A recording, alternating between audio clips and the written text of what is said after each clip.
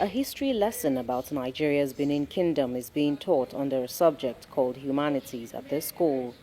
The teacher here says it's important for students to learn Nigeria's history.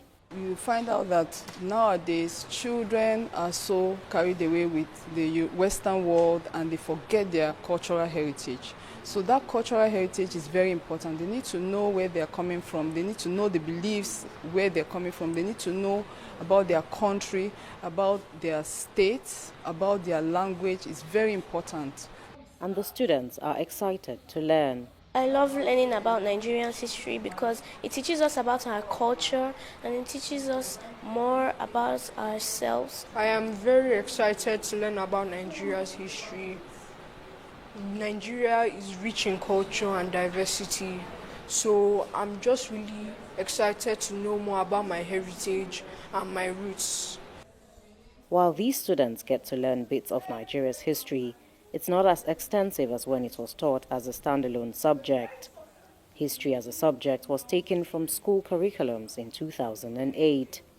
The government at the time blamed a shortage of qualified teachers, poor interest of students in the subject, citing few job opportunities, and the sensitivity of some historical events like Nigeria's civil war between 1967 and 1970. Authorities say the exclusion of history from schools' curriculum for years has left many young people disconnected from Nigeria's past.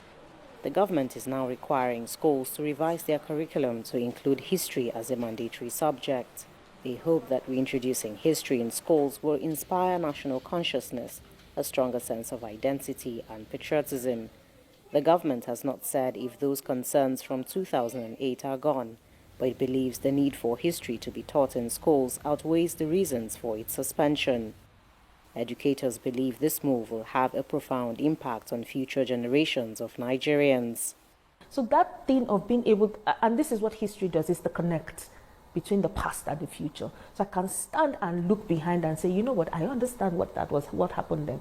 I understand what happened pre-colonial era in Nigeria, colonial era, post-colonial era. What are those things? It just gives you that connect and that line, and it just helps children to be able to make informed decisions. They, however, urged the government to put measures in place to ensure smooth implementation.